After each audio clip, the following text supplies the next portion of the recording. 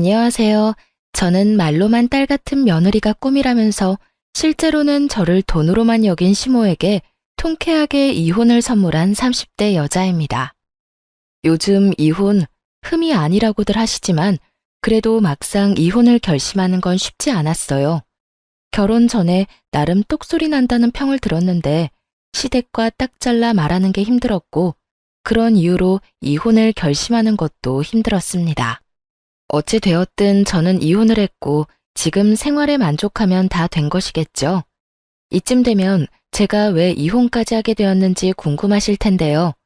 구질구질하고 답답했던 제 결혼 생활 이야기 시작해 볼게요.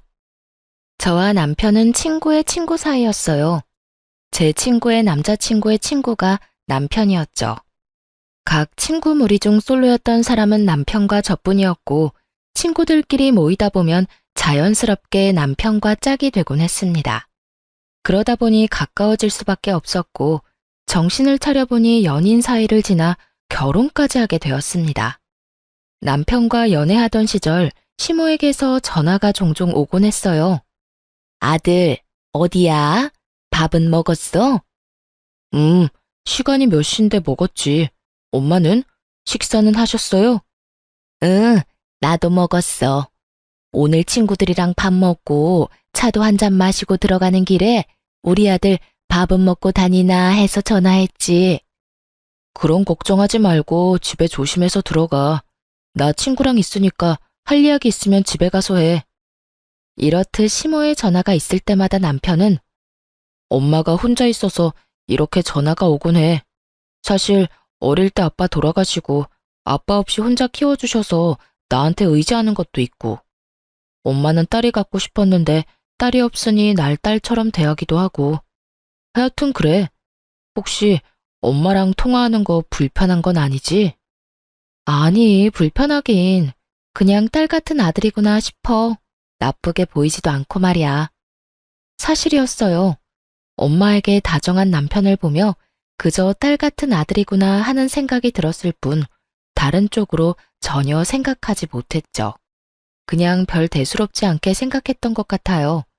하지만 결혼을 하고 나니 딸 같은 아들인 남편과 그런 남편에게 많이 의지하는 시모에게서 문제가 생겨나기 시작했어요. 그 문제는 바로 시모가 남편에게 의지하는 것도 모자라 저에게까지 의지하기 시작했다는 것이었어요. 남편을 키워준 부모인 시모가 며느리에게 의지 좀 하는 것이 뭐가 문제냐고 생각하시는 분들도 계시겠지만 뭐든 정도가 있는 것이 아니겠어요? 시모는 정도란 전혀 모르는 사람처럼 저에게 의지를 하기 시작했고 전 그야말로 아주 곤란한 상황의 연속이었어요. 전 결혼을 하기 전부터 재택근무가 가능한 직종에 근무하고 있었는데 결혼하고 난 후에도 임신 계획을 세우며 재택근무를 계속하게 되었어요. 그런데 제가 계속 집에 있으니 시모는 제가 일을 한다는 인지 자체가 없는 사람처럼 저를 불러내기 시작하더라고요. 처음 몇 번이야 시모가 저와 친해지고 싶어서 그런가 보다 싶기도 했고 저 역시 시모와 가깝게 지낼 기회라 생각되어 잘 지내보려고 했어요. 하지만 시모의 의중은 제가 생각하는 것과 거리가 멀어 보였고 심지어 급하게 처리해야 하는 일이 있는데도 불구하고 막무가내로 약속을 잡고선 화를 내기 시작하는데 이건 아니라는 생각이 강하게 들기 시작하더군요.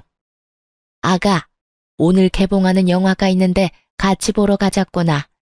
일찍 만나서 영화 보고 점심 먹고 좋아할 겸 백화점도 한 바퀴 돌면 좋을 것 같지 않니? 아, 어머님, 오늘은 좀 힘들 것 같아요. 급하게 처리해야 할 일이 있어서요. 내일 하면 안 되니? 계속 기다리던 영화라서 꼭 오늘 보고 싶은데. 사실 진작 처리했어야 하는 일인데 어제도 그제도 어머님 만나느라 미뤘어요. 그래서 오늘까진 꼭 처리해야 할 것 같아요. 그래? 그러면 몇 시까지 일하면 되니? 설마 밤늦게까지 해야 하는 건 아니지? 해봐야 알 것 같은데 왜 그러세요? 너 일 끝나는 대로 보러 가려고 그러지. 일찍 만나서 영화 보고 쇼핑도 하고 싶었는데 어쩔 수 없지 뭐. 오늘 심야로 영화만 보고 내일 만나서 쇼핑하자꾸나. 이쯤 되니 시모는 저를 의지하는 것이 아닌 호구로 여기는 것이 분명해 보이더군요. 매번 만나자고 해서 나가면 시모는 지갑조차 가지고 오지 않았고 한번 백화점에 구경하러 가자고 할 때마다 꼭 하나는 사드려야 만남이 끝이 나곤 했으니까요. 하물며 제 스케줄을 비롯해 제 컨디션은 단 하나도 신경 쓰지 않고 오로지 본인만 생각하는 시모를 보며 이제 더는 끌려다니지 말아야겠다는 생각이 들더군요. 어머님, 아마 일 마무리하면 늦어질 것 같은데 마냥 기다리시는 것도 그렇고 저도 일 끝내고 나면 피곤할 것 같아서 좀 쉬려고요. 그러니 오늘 영화는 친구분이랑 보러 가시는 게 어떠세요? 친구? 네가 내 친구이자 며느리 아니니? 그런 네가 있는데 내가 누구랑 영화를 보러 가겠어? 그러지 말고 같이 가. 내가 기다리면 된다니까. 나 잘 기다릴 수 있어. 애도 아니고 빙빙 돌려 말해선 도무지 알아듣지 못할 것만 같더군요. 그래서 전 돌리지 않고 좀 더 직설적으로 말하기로 했습니다. 아니, 제가 너무 피곤할 것 같아서요. 밀린 일도 너무 많기도 하고 그거 다 처리하고 나면 아무래도 저도 좀 쉬어야 할 것 같아요. 집에 하는 일 해봤자 얼마나 힘들다고 그 유난인지. 그리고 정식 직원도 아니지 않니? 직원도 아니고 알바 나부랭이가 하는 일이 중요해봤자 얼마나 중요하다고 시어머니도 못 만난다고 하는 게야? 어머님, 저 아르바이트가 아니고 그저 집에서 근무하는 정직원이에요. 집에서 마냥 쉬는 게 아니라 출퇴근하는 개념처럼 해야 하는 일이 정해져 있다고요. 그러니까 그런 식으로 말씀하지 말아주세요. 그래? 그랬니? 그런 거였음 진작 말하지 그랬니? 그러면 친구들 불러서 가든가 하마. 친구를 부른다기에 이제야 말이 통하는 건가 하고 생각했어요.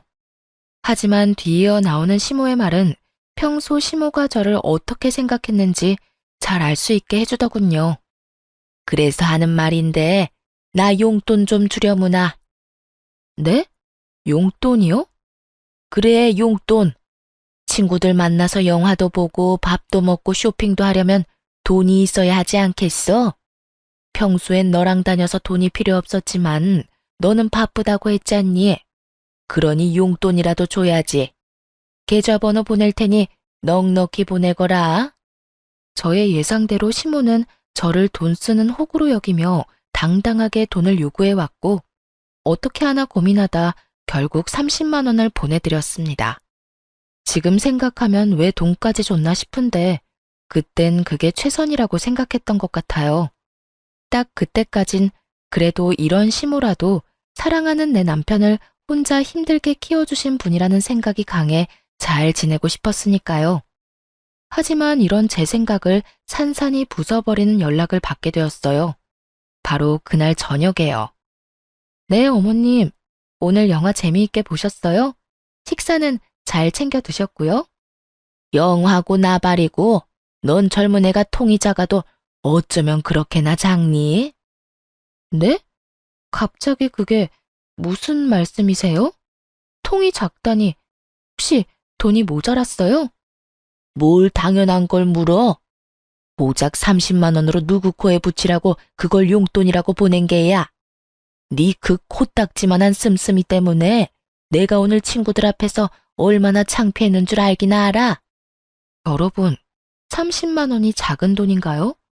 영화 보고 밥 먹는데 도대체 얼마를 보내드려야 통 큰 며느리 소리를 들을 수가 있는 것인지 그쯤 되니 궁금해지더군요. 득달같이 화를 내는 시모의 반응에 당황한 제가 아무 말도 못하고 있자 시모는 이대로 밀어붙이자 싶었는지 더 황당한 말을 꺼내놓기 시작하더군요.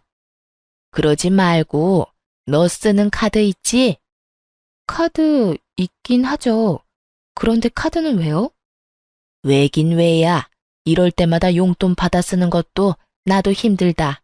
그러지 말고 너 쓰는 카드 그거 나 다오. 내가 가지고 있으면서 이럴 때마다 알아서 잘 쓸 테니. 카드를 요구하는 시댁 식구들이 있다는 말을 들은 적 있지만 그 개념 없는 식구가 제 식구가 될 줄은 꿈에도 몰랐습니다.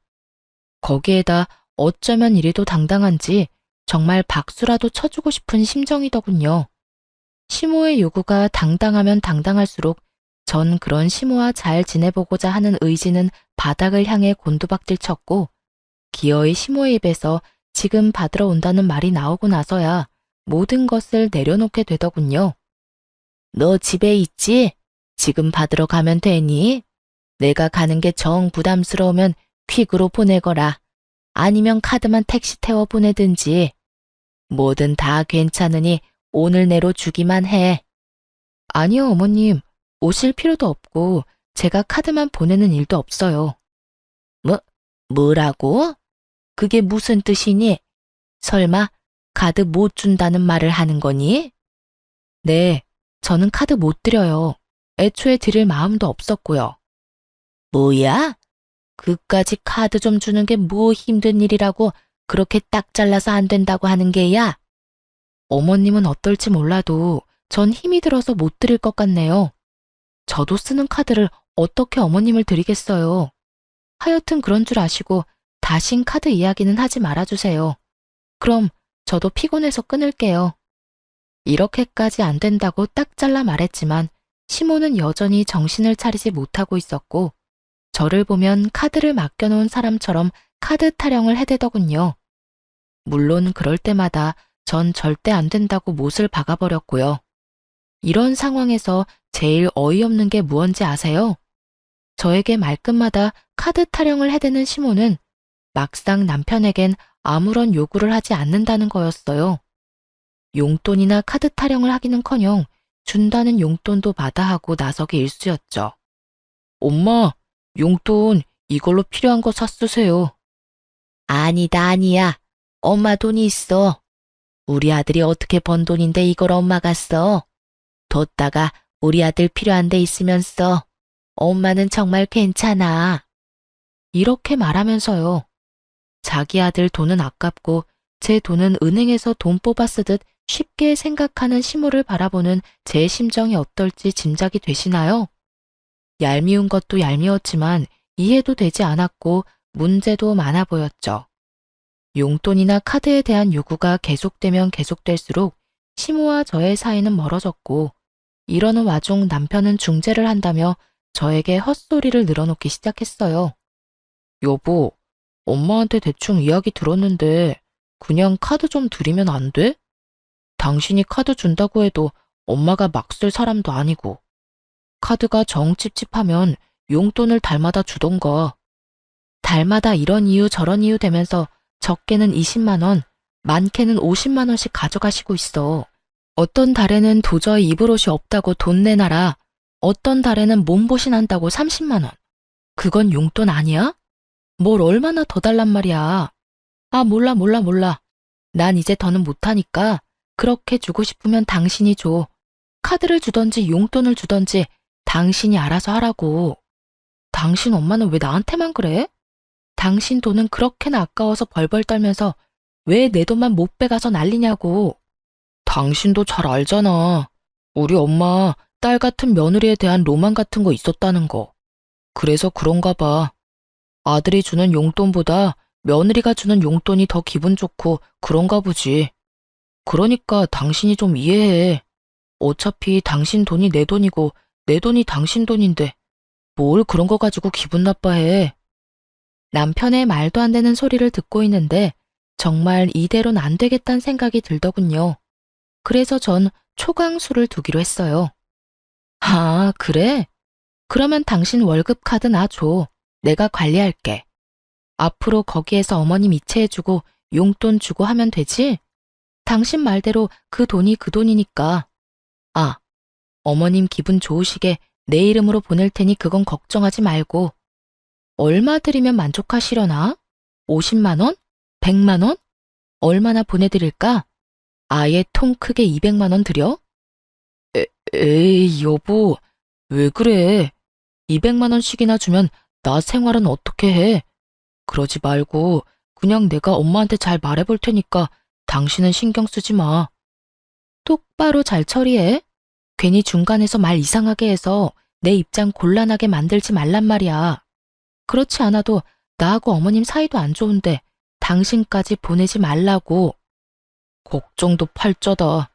내가 알아서 잘 말할 테니 그런 걱정하지도 마.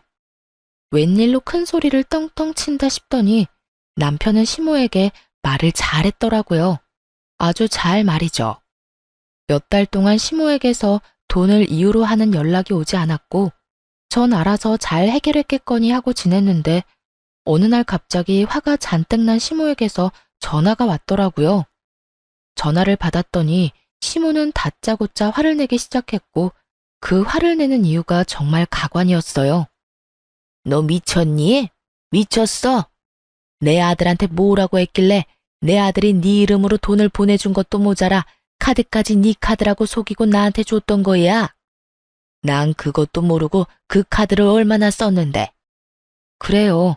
남편은 시모에게 매달 50만 원씩 제 이름으로 보내준 것도 모자라 자기 카드까지 제 카드라 속이며 시모에게 줬던 것이었어요. 카드에 쓰인 영문명을 읽을 줄 몰랐던 시모는 그 모든 것이 제 것인 줄 알고 신나게 카드를 긁어대고 다녔던 것이었어요. 그렇게 몇 달, 생각보다 시모의 씀씀이가 크자 남편이 감당할 수 없는 상황이 되었고 시모의 뒷바라지를 하던 남편은 결국 시모에게 연락을 해 모든 사실을 털어놓으며 카드를 다시 가져가게 되었던 것이었죠. 도대체 왜 네 돈, 네 카드를 두고 내 아들 돈을 쓰게 한 거야? 내 아들이 어떻게 번 돈인데 그걸 쓰게 만든 거냐고. 내가 너한테 카드 달라고 했지 내 아들한테 카드 달라고 했어? 참 이해가 되지 않더군요. 돈은 자기가 실컷 써놓고 그게 왜 제 탓인 건지, 왜 자신이 쓰는 돈은 아들도 아닌 제가 당연하다는 듯 감당해야 하는 건지 혹시 여러분은 이해가 되나요? 전 도무지 시모의 상식이 이해되지 않았고 결국 저 역시 참지 않고 할 말을 다 해버렸어요. 어머님, 아범이 이렇게 말하더라고요. 어머님께 얼마를 주던 아범 돈이 제 돈이고 제 돈 역시 아범 돈이라고요. 그래서 그 돈이 그 돈이면 아범한테 주라고 했어요. 그래서 아범이 어머님께 용돈이고 카드고 줬던 거고요. 그게 무슨 문제가 되나요? 아니, 문제가 된다는 게 아니라 난 당연히 네가 주는 건 줄 알고 썼다니 말이야. 설마 어머님, 아들 돈은 아깝고 제 돈은 막 써도 된다고 생각하시는 건 아니죠? 그럴 리가 있니? 난 그저 며느리가 주는 용돈이 쓰고 싶어서 그랬다니까. 며느리가 주면 꼭 딸이 주는 기분이 들어 좋았단 말이야. 아, 그런 거면 앞으로 아들을 딸이다 생각하세요. 돈도 저보단 더 통 크게 잘 쓰잖아요. 용돈에다가 카드에다가. 그런 아들이 또 어디 있대요? 그나저나 많이 쓰시긴 했나 봐요. 기껏 드린 카드 쓰지 말란 말까지 나온 거 보면 말이에요. 시모는 제 말에 약이 바싹 오른 듯 씩씩거리는 소리가 휴대전화를 뚫고 나올 지경이었어요. 하지만 그것도 잠시 시모는 이대로 질 수 없다는 듯 준비한 말을 꺼내기 시작했어요. 그래서 말인데 나 너희랑 같이 살려고 한다. 네? 저희랑 같이요? 그러니까 우리 집에서 저희랑 같이 산다 이 말씀이세요? 그래. 우리 아들 말 들어보니까 요즘 내가 쓴 돈 때문에 좀 힘들다고 하더구나.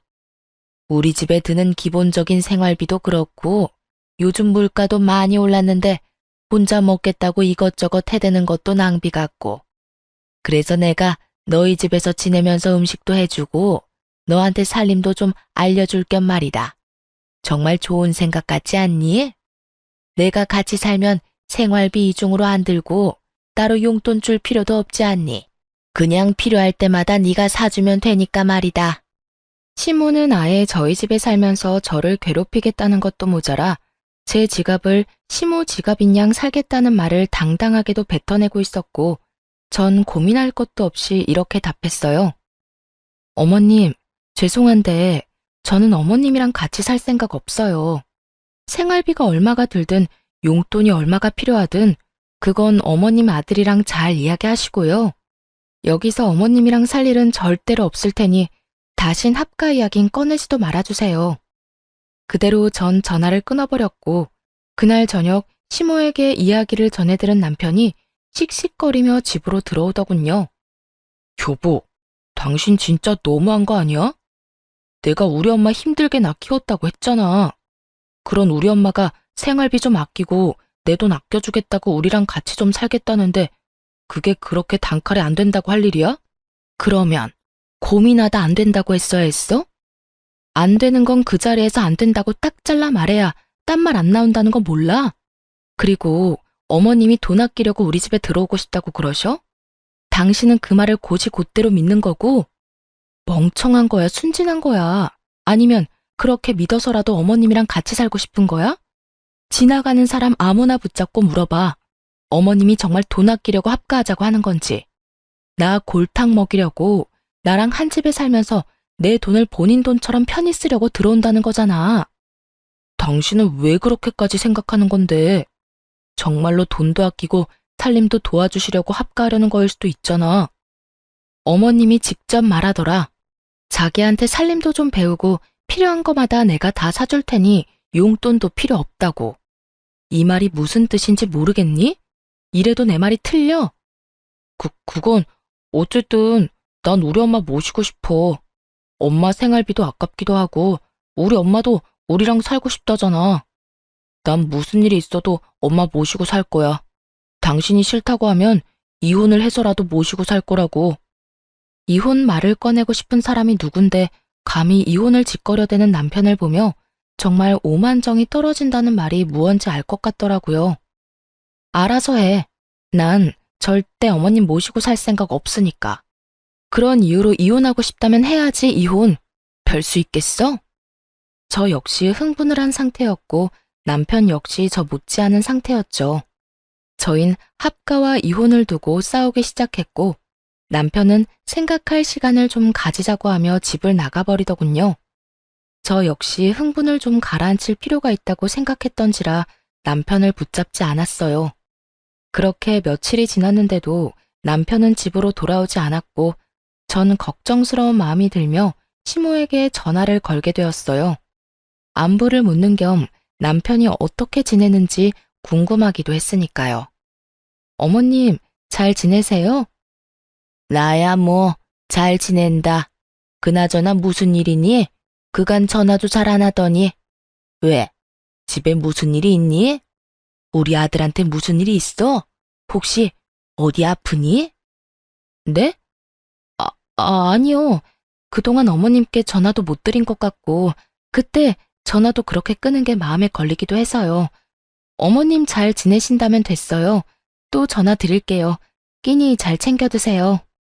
그래, 너도 네 남편 좀 잘 챙기렴. 기죽이지 말고. 네, 알겠어요. 집을 나간 지 며칠인데 남편은 시댁에 간 것이 아니더군요. 남편을 잘 모르는 사람이라면 부모 걱정시킬까봐 집으로 가지 않았나 보다 하겠지만 남편은 그럴 놈이 전혀 아니었기에 아무래도 꺼림칙한 기분을 저버릴 수가 없었습니다. 시모와의 통화가 끝난 후 전 남편의 퇴근 시간에 맞춰 회사 앞으로 찾아가게 되었고 남편이 어느 젊은 여자와 웃으며 나오는 모습을 보고야 말았죠. 평소라면 그저 회사 동료이겠거니 했겠지만 여러 상황으로 미루어 볼 때 이건 보통 일이 아니란 생각이 들더군요. 그래서 전 두 사람의 뒤를 조용히 밟게 되었고 아니나 다를까 회사에서 멀어진 두 사람은 다정한 연인의 모습을 하고 데이트를 즐기기 시작했어요. 전 그런 두 사람의 모습을 사진으로 남기며 뒤를 쫓았고 한참을 행복한 시간을 보내던 두 사람은 상간녀의 집으로 추정되는 빌라로 들어가더군요.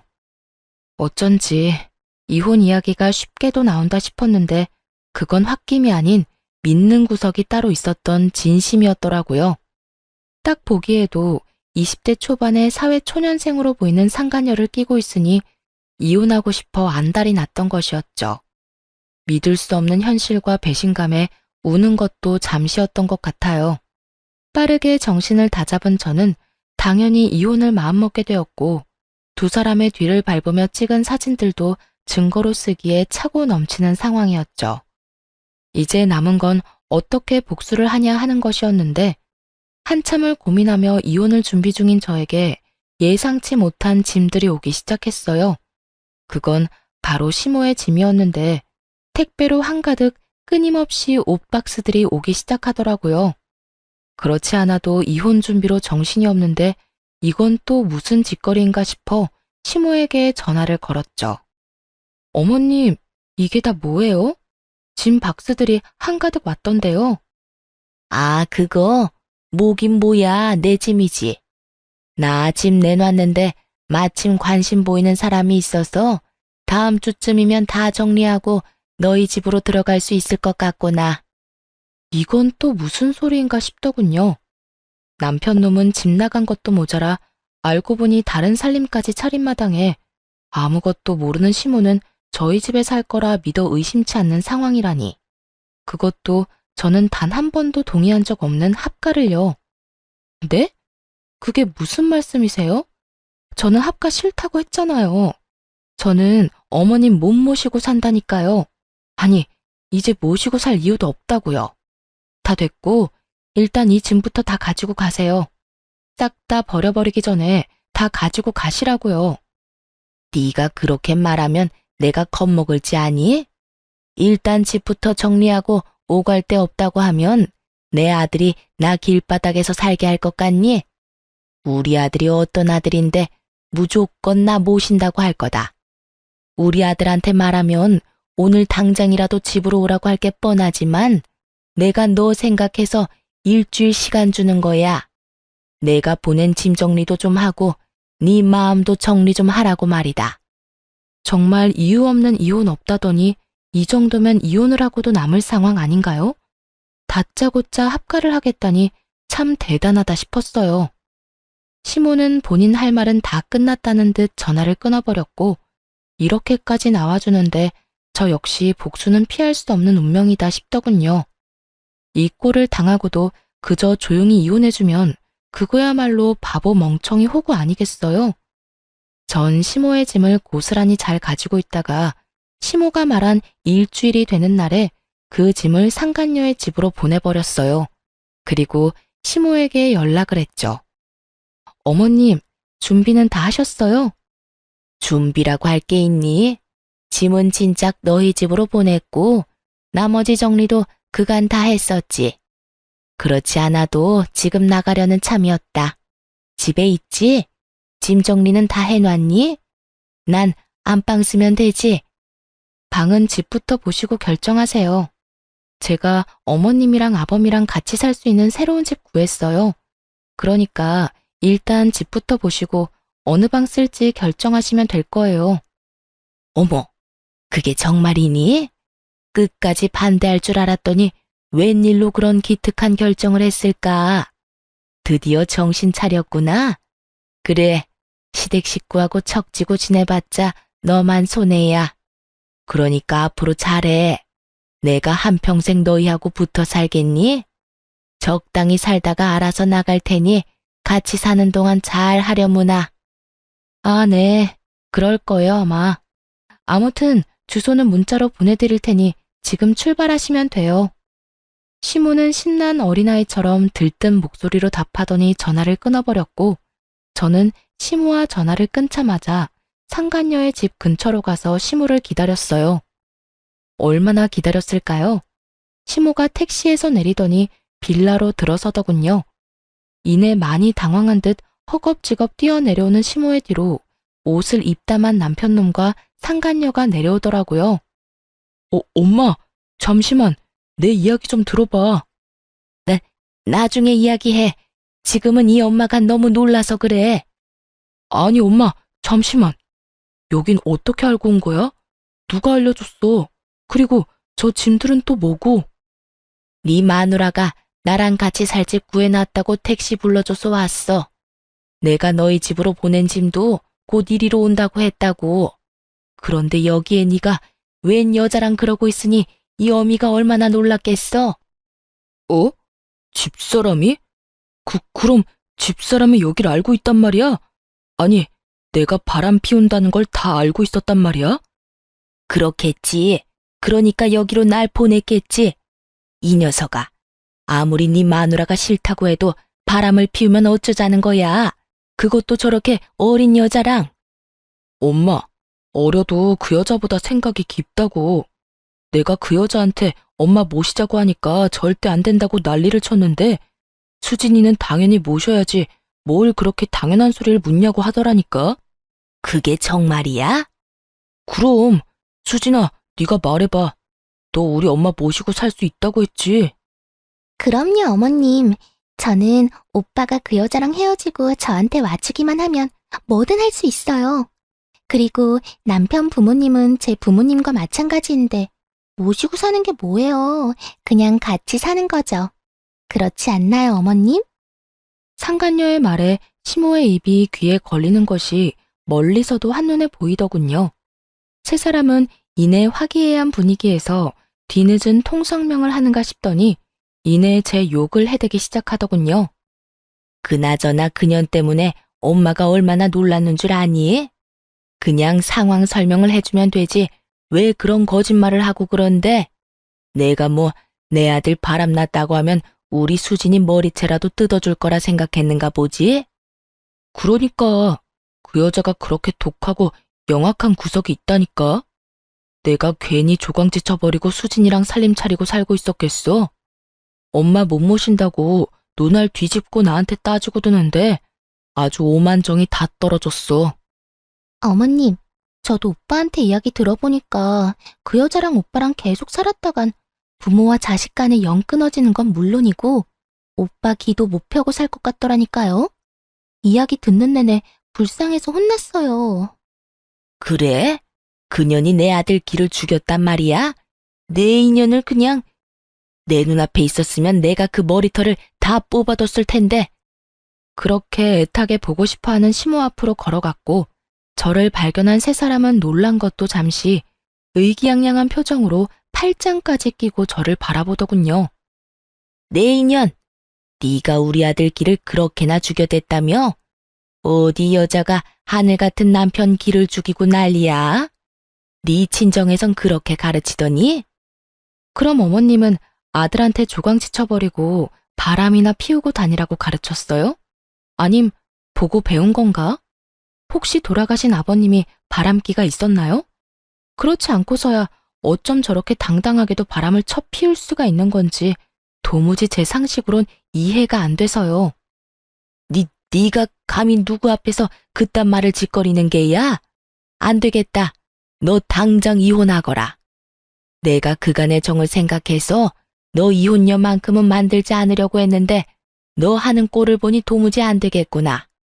아, 그러니까 지금 저는 내쫓고 새로운 며느리 받아서 알콩달콩 잘 살겠다. 이 뜻인가요? 그래. 너와는 달리 우리 수진이는 날 모시고 산다고 하더라. 아니, 같이 사는 거라고 하는구나.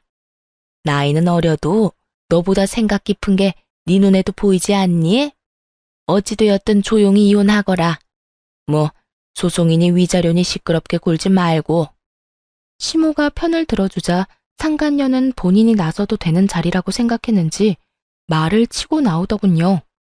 어머님 말씀이 옳아요. 저기요, 언니. 제가 이야기 다 들었는데 언니도 뭐 잘한 거 하나 없던데. 그냥 조용히 이혼하세요. 어차피 증거도 변변치 않을 거라 소송해봤자 소용도 없을 텐데. 괜한 시간 낭비 마시라고요. 뭐 이대로 물러나주면 오빠가 위로금으로 한 500만 원은 줄 수 있다고 하던데. 그 돈이라도 받아서 떨어지라고요. 누굴 거지로 보는 건지 돈 500만 원에 조용히 물러서라는 말을 듣는데 정말 손이 벌벌 떨리더라고요. 전 떨리는 손을 들어 그대로 상간녀의 뺨을 때려버렸고 그런 상간녀의 앞을 남편이 막아서더군요. 당신 미쳤어? 지금 누굴 때리는 거야? 제정신이야? 너 같으면 제정신이겠어? 누굴 거지로 하나? 돈 500만 원 먹고 떨어지라고? 터진 입이라고 함부로 짓거리니까 얻어맞는 거야. 알겠어? 그리고 너는 지금 누굴 앞을 막아서는 거야? 사태 파악 똑바로 못하지? 나 사태 파악 똑바로 하고 있어. 그러니까 우리 수진이 괴롭히지 마. 우리 수진이는 독한 당신과는 달리 우리 엄마한테도 잘한다고 하고 우리 엄마 모시고 산다고까지 했다고. 나 그런 수진이 사랑해. 나 이제 당신 같은 여자 안 사랑하고 수진이 사랑한다고. 남은 여생은 수진이랑 엄마하고 살고 싶어. 이혼하자. 당당하다 못해 치기 넘쳐 보이는 남편놈을 보는데 왜 제가 여기서 이런 수모를 겪고 있어야 하나 현타가 오더군요. 그래서 전 제 앞을 막아선 남편의 뺨을 힘껏 때려버리곤 이렇게 말했어요. 그래, 이혼해. 방금 따귀는 마지막 내 선물이니 평생 살면서 기억해라. 그리고 증거 없으니 소송하지 말라고 했지? 그런데 어떻게 하지? 나는 증거가 차고 넘쳐서 그 소송 할 계획인데? 이미 변호사 선임도 끝난 상태고 곧 소송도 진행될 거야. 그러니까 세 사람 준비 잘해. 그때 돼서 울고불고 매달리지 말고 말이야. 아 참! 그리고 지금 사는 집은 내 집이니까 당신 짐 다 빼야 하는 건 알지? 내가 당신 번거로울까봐 어머님 짐 보내는 김에 당신 짐도 다 챙겨서 오기 전에 이리로 보냈어. 곧 올 테니까 짐 정리 잘해. 이삿짐 비용은 내가 낼 필요 없을 것 같아서 결제 안 했으니까 결제도 알아서 하고. 전 그대로 집으로 돌아왔고 그 후로 진행된 이혼 절차는 이혼 후 벌어질 상황에 비해선 순조로웠어요. 증거는 많았고 많은 만큼 확실했죠. 그동안 시모가 보낸 수많은 문자들, 대부분 돈을 요구하고 합가를 강요하는 문자 내용들, 거기에다 하찮은 협박까지 그것뿐인가요? 전화녹음 파일 등도 증거로 쓰이며 시모 역시 위자료 지급을 피할 수 없었고 상간녀는 말하면 입 아픈 수순으로 위자료를 지급하게 되었습니다. 그렇게 이혼을 하고 난 후 이혼 사실이 전 남편의 회사에 퍼지며 상간녀와의 외도 역시 소문이 파다하게 퍼졌다고 하더라고요. 그간 티를 얼마나 내고 다녔으면 다들 그럴 줄 알았다며 놀라지도 않았다고 해요. 그 소문이 직원 내뿐 아니라 회사 윗선까지 퍼져 상간녀가 먼저 회사를 그만둔 후 결국 전 남편까지 손가락질을 견디지 못하고 회사를 그만두게 되었다고 들을 수 있었어요. 그렇게 이혼만 하면 다 끝이라고 생각했는데 그때부터 지긋지긋한 상황이 시작되더군요. 처음은 상간녀였어요. 이혼을 하고 잘 지내고 있는데 핏기 하나 없는 얼굴을 한 상간녀가 찾아왔더라고요. 무슨 일이에요? 앞으로 두 번 다신 볼 일 없을 줄 알았더니. 그러게요. 저도 두 번 다신 볼 일 없을 줄 알았다고요. 다 됐고 당신 남편이랑 당신 남편 엄마 좀 다시 데리고 가세요. 난 도저히 더는 그딴 인간들이랑 못 살겠다고요. 인간 취급은 해주려고 했더니 도저히 안 되겠네. 야, 여기가 어디라고 찾아와서 그딴 말도 안 되는 말이나 짓거리는 거야? 좋다고 뺏어갈 때는 언제고 이제 와서 뭐? 다시 데리고 가라고? 내가 미쳤니? 그 혹을 다시 가지고 오게? 그러지 말고 내가 이렇게 빌 테니까 제발 좀 데리고 가줘요. 아들이라는 놈은 회사 그만두고 집에서 빈둥빈둥 놀기만 하고 그 아들 엄마라는 사람은 남의 돈을 물처럼 써대는데 정말 미치겠다고요. 기껏 모은 돈 위자료로 쓰고 두 사람 사치하는 데 쓰고 이러다간 정말 거지는커녕 빚쟁이 되기 일분 직전이라고요. 어머나, 1분이나 남았으면 많이 남았네. 그 남은 시간 여기 와서 낭비하지 말고 지금이라도 도망쳐. 나한테 와서 이래라 저래라 이상한 소리 짓거리지 말고. 내 집인데 내가 왜 도망을 쳐요. 그러지 말고 그쪽이 다시 데리고 가주면 안 돼요? 머리가 돌이니? 아님 머리가 장식이야? 싫다는데 왜 계속 같은 말을 시키는 거야? 난 분명 싫다고 했고 또 똑같은 문제로 찾아와서 괴롭히면 경찰 부를 테니까 그런 줄 알고 꺼져. 당장 꺼지라고. 전 소리를 질러버렸고 그럼에도 상간녀가 돌아가지 않아 굵은 소금을 가지고 와 머리 위로 죄다 쏟아부어 버렸어요. 그렇게까지 당한 상간녀는 다신 찾아오지 않았고 두 번째는 전 남편의 차례였죠. 전 남편은 전화였는데 다 죽어가는 목소리를 한 전 남편은 제가 전화를 받자마자 울고불고 하며 매달리기 시작하더군요. 여보, 잘 지내? 난 못 지내. 나 당신이 너무 보고 싶고 당신이랑 함께하던 그 시절이 너무 그리워서 죽을 것만 같아. 왜? 그 집에서 결국 쫓겨났니? 그렇게 사랑한다고 난리더니 그 사랑도 별 수가 없었나 봐. 그래서 다 쫓겨나고 거지꼴 되고 나니 내 생각이 났어? 그래서 이렇게 울면서 나한테 전화한 거니? 쫓겨난 게 아니라 내 발로 나온 거야. 당신이 너무 그립고 당신이 너무 보고 싶어서. 그년 그렇게 효녀인 척은 혼자 다 하더니 알고 보니 진짜 계산적이고 이기적인 년이었더라고. 그래서 깨닫게 됐어. 세상에 당신 같은 여자 또 없다는 거 말이야. 그래서 말인데 앞으로 내가 정말 잘할 테니까 우리 다시 재결합하면 안 될까? 난 당신만 있으면 다시 시작할 수 있을 것 같아. 가정도 잘 지키고 취업도 성공하고. 그러니까 제발 우리 함께했던 세월을 생각해서라도 한 번만 나 받아줘. 내가 정말 잘할게. 너 같으면 그게 되겠니? 되겠어? 나 이제 너 안 사랑해, 아니? 사랑은 둘째 치고 밉지도 않아. 무슨 감정이 남아야 밉기라도 하지. 그러니까 똥 싸는 소리 하지 말고 2번 다시 연락하지 마. 너랑 전화통 붙잡고 있는 시간도 아까우니까. 저는 그대로 전화를 끊어버리곤 전 남편의 전화를 차단해버렸어요. 혹시 몰라 전 시모의 전화도 차단해버렸고요. 그렇게 끝일 거라 생각했는데 끝이 아니더라고요. 네, 맞습니다. 끝판대장 시모의 등장이 저를 기다리고 있더군요. 다 차단을 해버리고 난 후 며칠이나 지났을까요? 거짓골을 한 시모가 회사 앞에 기다리고 있더라고요. 며칠을 씻지 못한 것인지 머리에 기름기가 흘렀고 이상한 냄새까지 풍기고 있었어요. 여기까진 무슨 일이세요? 아가야, 나 좀 살려다오. 아가라니요. 저 이혼한 거 잊었어요? 남의 회사 앞에서 이러지 말고 할 말 있으면 빨리 하세요. 저 피곤해요. 그래, 그래야지. 피곤한 사람 붙잡고 길게 이야기하면 안 되지. 그러니까 말이다. 아가, 나 좀 데리고 살아주면 안 되겠니? 이건 또 무슨 염치도 양심도 없는 말인가 싶었어요. 전 남편만이라도 데리고 살아달라도 아니고 전 시모를 데리고 살아달라니. 네? 제가 지금 잘못 들은 것 같은데, 그러니까 아줌마를 데리고 살아달라고요? 이제 나랑 아무런 상관도 없는 아줌마를요? 아줌마라니.